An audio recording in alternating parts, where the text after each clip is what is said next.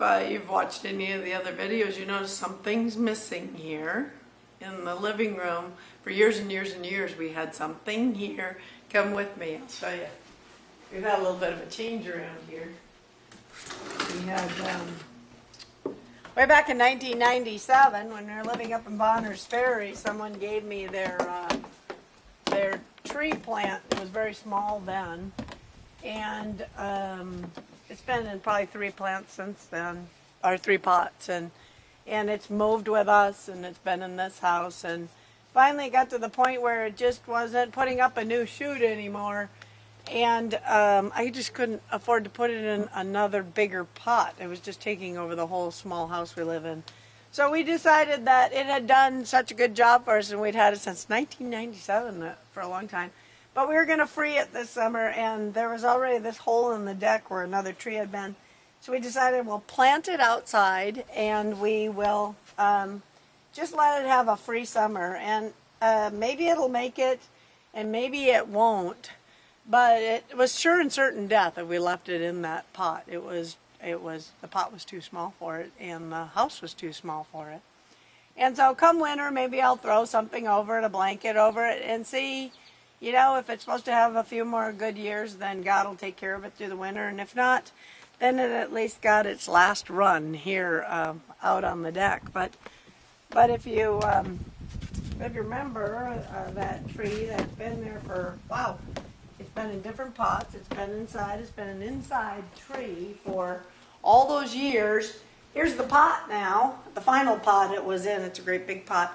We replaced the potting soil, so we have nice, rich dirt and a beautiful pot and a place for it in the house. But here it sits. And it reminds me, I guess, of the ministry. It was way back in 1997 that Word Alone was formed. It wasn't incorporated until 2000. Been around for a long time, and it outgrew a few pots, and it did a lot of things that have long life. There's a whole new ministry of primary evangelism and re-evangelizing America and Canada that we've talked about that needs to happen.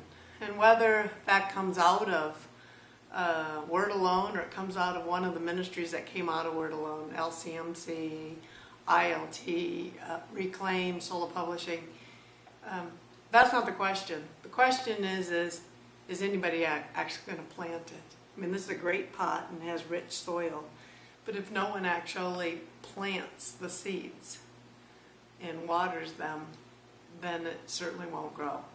It'll just be a pot with dirt unplanted.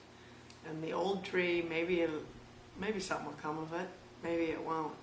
But what we're certain of is if someone doesn't plant the seeds for primary evangelism here in America and Canada, it isn't going to grow. Yes, I brought my old study Bible. It's pathetic, but it should give you hope that I have a Bible that is falling apart at the seams. But I'm reminded of what Paul wrote in 1 Corinthians when they're arguing about who they're following. Is it Apollos or is it Paul? And he doesn't really want to listen to that argument. And he says, what then is Apollos? What is Paul? Servants, through whom you came to believe, as the Lord assigned to each. I planted, Apollos watered, but God gave the growth. So neither the one who plants nor the one who waters is anything, but only God who gives the growth. The one who plants and the one who waters have a common purpose, and each will receive wages according to the labor of each. For we are God's servants working together, and you are God's field. You are God's building. According to the grace of God given to me, like a skilled master builder, I laid a foundation, and someone else is building on it. Each builder must choose with care how to build on it. For no one can lay any foundation other than the one that has been laid, and that foundation is Jesus Christ. The foundation has been laid. The foundation is Jesus Christ, who is God's Word alone. The seeds need to be planted and tilled and watered